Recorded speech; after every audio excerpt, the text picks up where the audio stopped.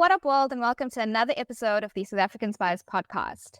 Today's episode focuses around something that really defines us within our homes, social circles, and cultural links, and that is, of course, dance. So joining me today is someone who is extremely passionate about the world of dance, and that is our very own Riona Maharaj, owner and founder of Surya Dance Academy. So hi, Riona, and welcome to the South African Spice podcast. Hi, Alicia. Thank you so much for having me. So excited to have you on and get into this amazing topic about the art of dance. But before we do so, can you please tell us a little bit about yourself? So, Alicia, I just want to say thank you once again for having me. And I'm just as excited to share my dance journey and a little bit about who I am and a little bit about my family on this podcast. So, as you know, my name is Riona Maharaj. I am a dance teacher and choreographer for Surya Dance Academy. And I am a mom to a 5-year-old little girl. I have a corporate position in the fintech space. And yeah, I am from Johannesburg. I'm very close to my family. Both my parents are still around and they also live in Johannesburg. And I'm a middle child. I have an older sister and a younger brother. And yeah, I am the favorite child. Are you claiming that position now? So they're going to listen to this and they're going to know that that's Yes. it. You're the favorite. Yes, I am the favorite. That's how we stand our ground. I like it. Well, thank you so much for that introduction. And we are very excited to, also get to know you, not only in the dance space, but about your family as well. So, maybe on that, can you tell us, what do you know about your own history and heritage and how your ancestors made their way from, India to South Africa? So I'll start with my paternal side of the family. It's a beautiful story on that side. So my family is from a state in India called Madhya Pradesh. And originally, I think the first few family members came to South Africa in 1875. But it was only until 1901. I think in 1901, my great-great-grandfather purchased land in South Africa. He purchased sugarcane farms. So he was a sugarcane farmer. And basically, at some point, I think he decided that he wanted to visit his family in India. So he left on ship and he never returned. So we believe that he passed away on the ship. We actually don't know. But he left behind his wife, his only daughter, son-in-law, and 2 grandkids. And to this day, it's 123 years later, we still have our family farm. To preserve the heritage, the farm, 50% of the farm is still a sugarcane farm, and 50% of the farm has been converted into macadamia farms. So, and also just to honor my great-great-grandfather, in 2019, the family got together and built a school in the village that he's from in India for the kids in the town. Yeah, that's my maternal side. Amazing. Oh. That's amazing. It's an incredible story. And on my maternal side, I know a little bit about my beloved grandmother. She was also like a mother to me. She's from the south of India, from Andhra Pradesh. And she actually also lived on a farm in Nelspruit, though, in a place called Kumatiport, and then later moved to Johannesburg, where she had my mom. Yeah. Okay, well, that's interesting. That's a new, spot. We don't hear as many of the South African Indians ending up out of the major cities. So that's very interesting. Absolutely. And I think I always say I have the best of both worlds, the North and South in me. And both families equally are just still to this day, just full of love and, togetherness. Oh, that's so amazing. I wish that we had, we speak to so many people and not everybody is able to know their story right to where it kind of began. So I'm a little bit jealous that you know both sides, but I'm also so grateful that you're sharing it with us because these are the stories that I absolutely, love to hear. So yeah, that's very cool. That's very cool. Have you been to India? I have. I've been fortunate enough to visit India twice when I was 15. And then again in 2017, I went to India. Both times I visited Rishikesh. It's a very special place to me. And I hope to visit India again very soon. That's lovely. Oh, that's lovely. Okay, so now I want to get into the whole crux of this, right? And this is, I know, something that you are so passionate about, and it's dancing. And dancing really is an art form in its own. And I want to learn more about what this means to you. So can you maybe, tell us, how long have you been dancing for? So I've been dancing for 36 years now. I started when I was 4 years old, and it was just, I think my preschool teacher noticed that I just loved to dance. I would travel with her to school. She mentioned it to my mom, who was a dancer, when she was younger as well. And I think the rest is history. My parents did everything they possibly could to make sure that I followed the dream that I had. And I think at 4, I remember my first solo performance, and I remember it was to um, a song called Meri Hato, performed by Sri Devi, who is my absolute icon and inspiration. And whilst performing that song, I needed to pretend I was whistling, and I to this day remember how the crowd reacted to me and my performance. And I don't know, maybe at 4, I knew that this is something I wanted to do for the rest of my life. Yeah. And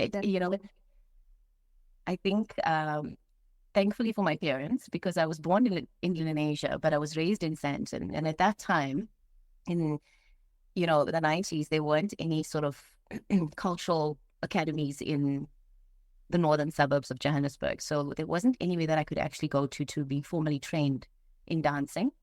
And my dad said to me, this is something you want to continue and you love to do it, then we'll make it happen for you. So every second weekend we were in Fordsburg buying those CDs and DVDs for the most latest songs.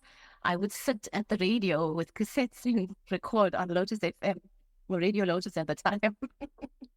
And then I would record like the most popular songs at the time, and then I would train in my lounge. So that's where it all started. I mean, you're unlocking some real core memories, I'm sure, for a lot of us, because I also remember doing those things. But that's amazing. Now, you say your mom was a dancer. What kind of dance was she into? And like, what kind of dance specifically did you start in? Was it just contemporary Bollywood kind of dancing, or was it a more formal sort of structure? So my mom also was not formally trained, but if we're calling it contemporary Bollywood at that time, I suppose that's what it was. At that time, music was more about people attending functions, and it wasn't music playing on a radio, it was live bands. And a very dear uncle of mine actually had a band at that time, and he played musical instruments, and she would go and she would perform with them. That's how she performed back in her day. And the type of style that I'm into and that I fell in love with is Bollywood, and that's just from watching the movies from a very young age. Yeah, Bollywood got us all, especially with some of those hook steps that we all know. You can put on certain songs and you'll just know exactly what the movie is. 100%.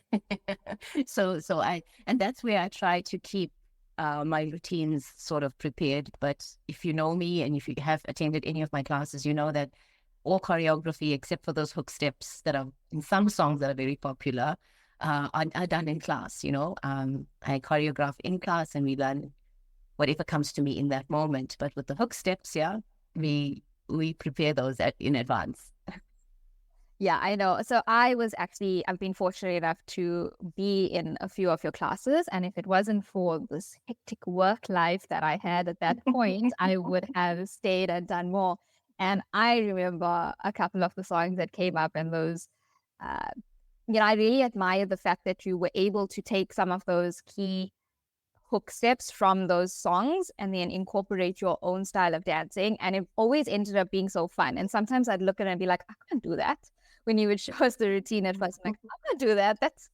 No, I can't do that. I'm not that skilled. And then, as you break it down and stuff, I really appreciated how easy you made it seem and like breaking it down. And then when you learn it, you're like, oh, I knew I could do this. You could do it. Absolutely.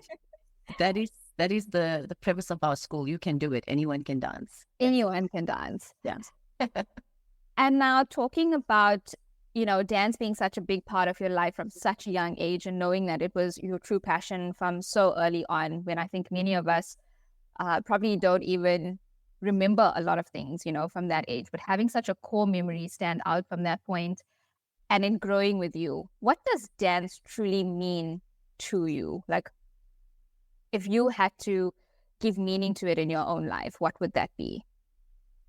Definitely the meaning of dance has evolved for me, like you said, just growing with it. When I was a child and I was an adolescent and when I was in my 20s, I think it was more a fun aspect of my life. It was the glitz and glamour and me getting to live that Bollywood moment, that I dreamed of. So I could get that from my performances, and it was all about the glitz and the glamour. It always made me happy. It still makes me incredibly happy, on different levels. But I think now, so many years later, in the space that I'm in, for me, the meaning of dance is more healing. Dance means healing for me. It means inclusivity. It means having the privilege of getting to share my creativity with so many different types of people, and vice versa, because I learn so much from my students every week. So it's for me, it's a unique expression of oneself. That's beautiful. That's what it means to me. It's like, everyone is so different. I have over 80 students, and every single one of them have their own interpretation of what dance is. And yet when we're on a stage, everyone has shared experience, shared curiosity, enthusiasm, and they are doing the same thing. So to me, dance is just, it's a oneness, bringing people together. Yeah, I think that's really beautiful, actually. I haven't thought about it like that, but when you say that, I can feel that, like I can resonate with that feeling of it. And, talking about like what dance means to you, and because you've been doing this for so long and you've been dancing with so many different people, like, students of all ages for such a long time, how do you feel dance represents us and connects us as like South African Indians? Because I think it's such a big part of our culture. No, 100%. I agree with you. Like I said, we through dance, we get to cultivate a community. It's a community of people from different walks of life, people that are coming together to do something that brings them joy, fulfillment, that helps their mental health, physical, emotional health, whatever they're coming for, they get out of dance. So it definitely connects people on a level that's deeper than just technique, choreography, and movement.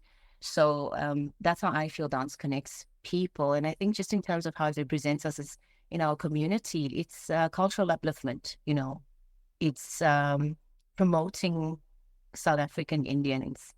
And I think we're fortunate to be living in a country that is also inclusive of that, because it's not just Indian people that take to our food, our attire, our music and our dance. There's people from other ethnic groups that take to it as well. So I think there's a deeper connection than just on a South African Indian level. And then that's a wonderful thing. And I think social media as well. I mean, this amazing thing, this amazing tool that we have, especially during the pandemic, we learned so much about it. We stayed connected. Surya created a concept called distance dancing during the pandemic, and thankfully through social media, we could all still stay connected with our dancing and stay together. Yeah, I agree with you. I've also seen how other cultures kind of take to specifically like our dance and stuff. And I do see this more and more happening. And it's not, because it's Bollywood dancing, it's very easy to have that seen throughout the globe. There's one song, and I think TikTok's really been very prominent in making sure that certain songs and steps and, things just become on a different level. It just reaches a different level completely. But I really enjoyed it. And it fills me like with such pride when I actually see, people of other ethnic groups embracing stuff that we know is so normal to us and so deeply rooted into who we are.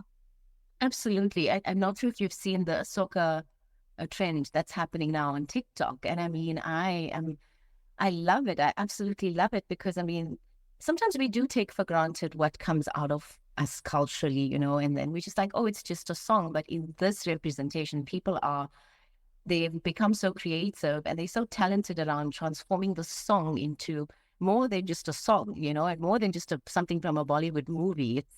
It's an amazing trend, and it's so nice to see that it's other people, not just Indian people, that have taken to it, and they creatively creating these amazing concepts. I'm wondering where they're getting this lighting from, and I'm wondering where they're getting this makeup and jewelry. It's just, but it's wonderful to watch. It's very entertaining.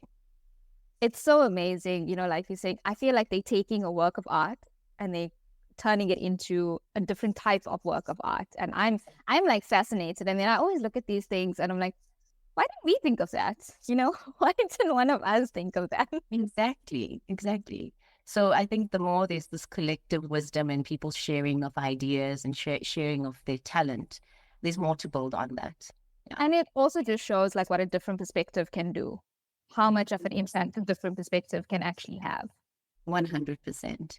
And that is why more often than not in my classes, I always step back and I will ask my students what they think. How do they feel? A lot of the times they like looking at me like, what is she doing? Where is this going? Am I going to be able to do it? It's all part of your creative process. Exactly. And then when they and when they actually perform and they see themselves, they're like, wow, okay, that's what it was about, But it's always nice to get that feedback, and it's always nice to get other people's ideas in. And it's so nice to see that you are open to that as well, because, being in that situation, like being a dance teacher and stuff, not many people are as open to learning from. They're rather there to only teach. Yeah. But I think in anything in life, if you're doing it without any fun and enjoyment, then it is stress. And if you're doing it from a place of, you're part of it, and that's what makes it special, then I think it always comes to life on stage. So I always tell my students, if you're not comfortable doing something, tell me, or don't do it altogether, because it will show on stage. In your performance, in your smile, in your body language, it will show. So yeah, true. That is very true. And it's nice to have that level of openness as well. And I'm sure your students feel it too. It makes a big difference, because even though, people are dancing because it is also their passion, you also want to do it feeling comfortable and, having that type of relationship, which enhances your performance anyway. But you also feel like, oh my gosh, I'm great at this. I did such a good job. Yeah. Absolutely. It does lead to that. Now, we've been chatting about Surya, in like bits and pieces all over. And I want to get into what this first baby is to you. So, Surya Dance Academy was started. Can you tell us a little bit about how that became your first baby and what that journey has been like? I appreciate that you've called it my first baby, because for sure I've nurtured it as such. Okay, so from the beginning, I think I was part of a dance school or group. Sorry, it was myself, one of my cousins, and two of our friends. And we started as Sitare, and we would do all the normal, events, the festivals. We do the birthdays, the corporate events, anything that we could get at that time that we, that would put us on a stage. We would take on and we would do. But I think in 2010 or just before 2010, I started thinking about, what I wanted to do with my dancing. I enjoyed the performing and I loved choreographing, but I just felt like there was more to this. I wanted to share my experience with people. So then in February 2010, I started Surya Dance Academy. At the time, I called it Sitare Santon, but then we had a name change later on in 2013. And yeah, we started 5 girls on my parents' patio in my family home, just dancing. And then 14 years later, this is where we are. We've got 5 different groups. I think it's close to 100 students and 4 teachers.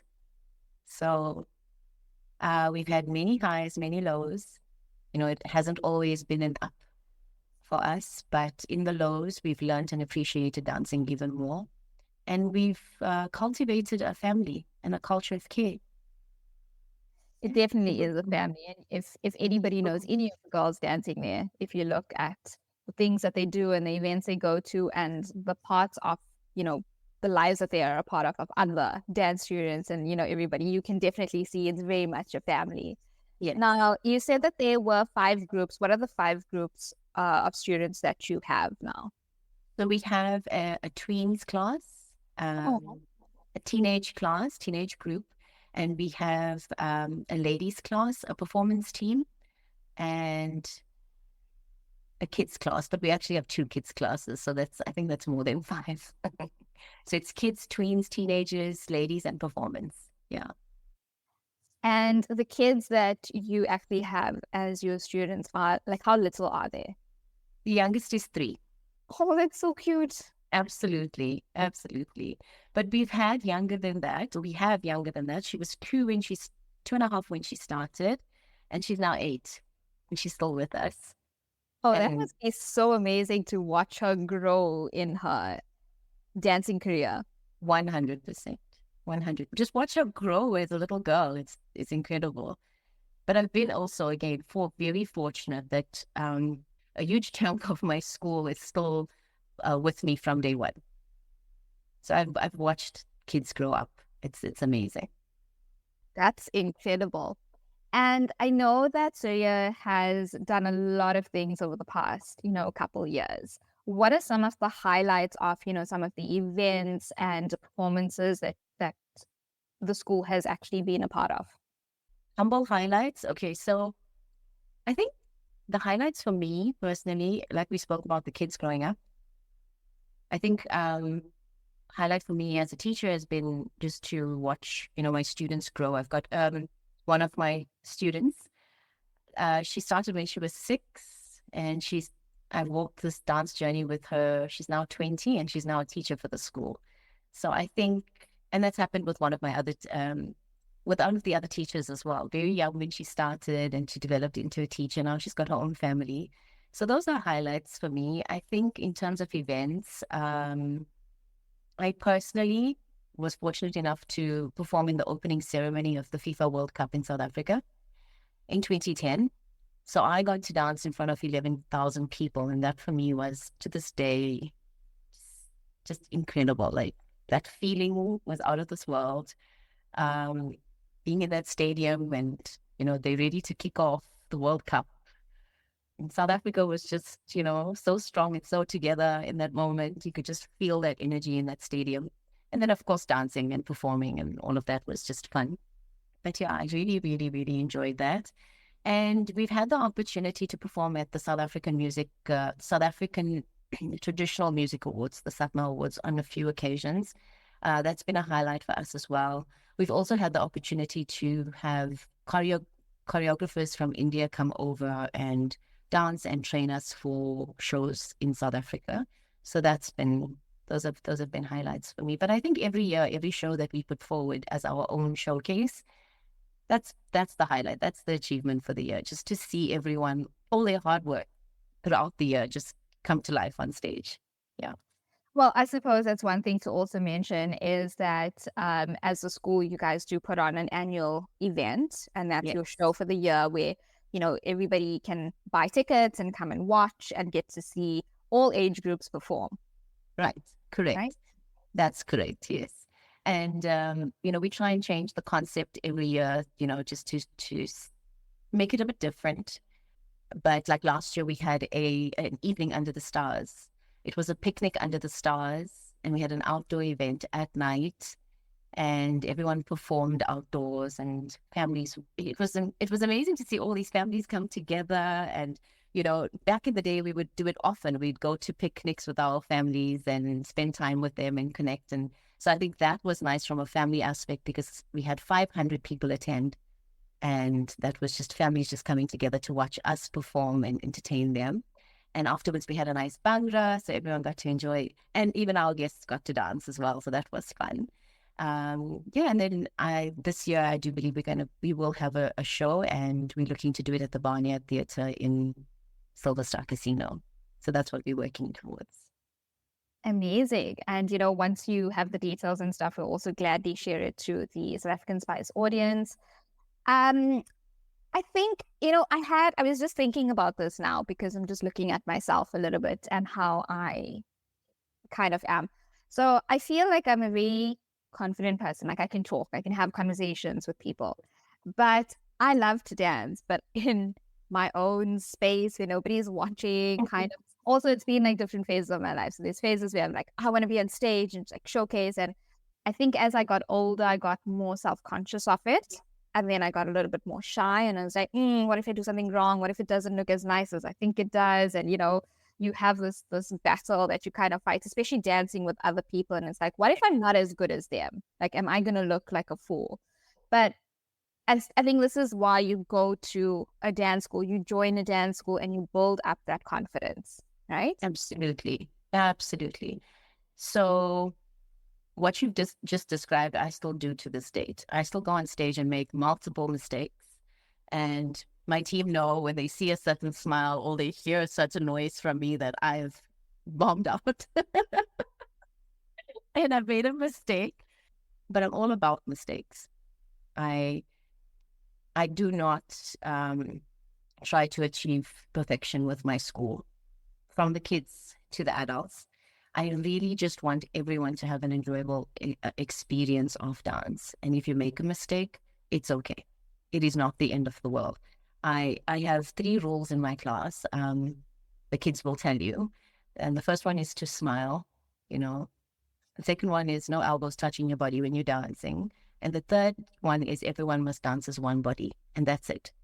You know, if you make a mistake, it's absolutely fine. And I think what's amazing, and also like if you think about moments that are highlights for me as a teacher is when students come into my class and they're not even sure what they're doing there. They're just trying something new and they want to see where this is going. And there's so much of uncertainty and they say, I'm here, but I'm just going to see how it goes. And I'm definitely not doing any performances and I'm not doing the show, but I'm just here to dance and experience it. And then a year goes by and you see them on stage and you see them perform.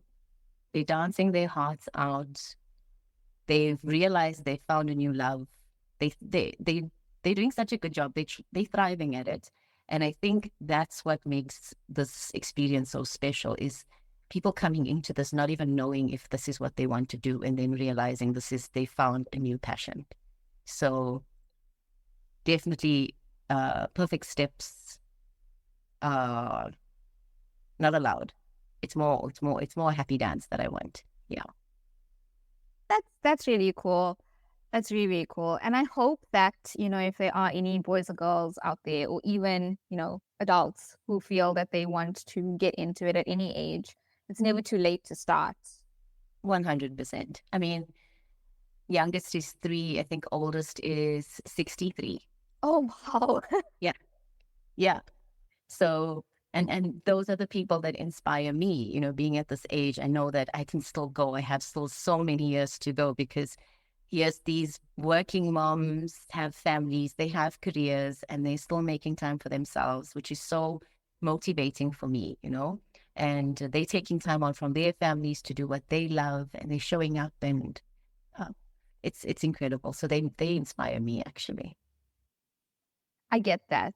And I mean, you hear about this age and you're like, oh, 63, what are you going to learn from dancing and, stuff. But then when you look at those classes also and you see them, and I think just the fact that you are able to take that step and do something like that, regardless of your age, for me is inspirational as well. Correct. Yeah, that definitely is something. So I know that you were saying in the beginning of this that, you really liked the glitz and glam of dressing up as well and performing and being on stage and stuff like that. Yes. What I wanted to ask you is, let's talk about last year's show. So your last show, if you have to look back at the last show, what would be your highlight from the entire performance? Would it be from the actual planning prep of it to choreographing the dances, or actually getting on stage with your dancers? Wow. So I think my favorite part would be last year was the first show that we had where, in a year, the school doubled. So we had a lot of new people and we had a lot of new dancers that hadn't danced before. And what we did was we mixed the groups. We didn't have performance team, just dance performance team. We split them into 4 different groups. Okay. And then they all trained at the same level. And I can tell you there was such a great amount of uncertainty as to how those dances would come out. And at the end of it, watching it, they were just all so beautiful. And I think the highlight of that show was that everybody came together, old and young, to help each other, support each other, even in terms of getting dressed, helping each other getting dressed, helping each other, look beautiful, and encouraging those that were but nervous, more nervous than others, to get on stage and do what they could. I saw it with my kids as well. And I think that was my favorite part of the show. I didn't do a lot of dancing last year. I actually emceed the event. So I got to take a step back and see how everything was unfolding around me. And it was just a good time for everyone. I think the fact that we had more seasoned dancers in the school and then new dancers in the school come together the way they did, it was beautiful. So everybody truly encapsulated what you say when you say dance is one body. Dance is one body and we are family. That's beautiful. Yeah. That's beautiful. And that, is very exciting to look forward to see what future shows are going to be like. Well, thank you for this. Riona, this has been so great. And, I love hearing people talk about something that they're truly passionate about, because I think it comes through so naturally. Like, you can hear it, you can see it in you, that this is really where your true passion lies. So thank you for sharing that with us. Thank you for allowing me to speak on my two loves, and that's my family and my dancing. Well, before we actually say bye to you, we would like to wrap up with a very, very important question. Okay. And this is, Riona, what kind of South African Indian are you? I am a very proud and grateful South African Indian. So South Africa geographically is very small. It's just a blip on the map. But some of the greatest creatives and innovators and talent comes from South Africa. And the world is now recognizing that, And I feel very privileged to come from a country where there's so much talent and to be able to contribute back into my community in that way. And I feel that I'm grateful. I'm very grateful for the opportunities that have come my way because I am South African Indian. Like I mentioned, the opening ceremony of the FIFA World Cup, I also got the opportunity to perform with artists like the late Yuma Sakela. I've done so many things on the South African platform, and that I don't believe would have happened anywhere else in the world. So I feel very grateful to be a South African Indian, very blessed, and I'm very proud as well. Well, thank you so much for that. And we will definitely keep a lookout for any updates coming for Surya Dance Academy that will be shared with our community here. And if you haven't already, please make sure to follow Surya Dance on all their platforms. Links will be added below. And if you are in Johannesburg and are interested in getting involved and getting yourself in a dance studio and would like to get in contact with Surya Dance Academy, we'll also have those details linked below. Thank you so much for having me. Thank you for being here. It's truly been great. And it's lovely, to speak to somebody who's done so much, but is also still so humble about it. And I can't wait to see everything else that is set out for you. Oh, I appreciate that. Thanks a lot. Take care. And that's it for now. So until our next episode, shop sweet and aware. Lots of love.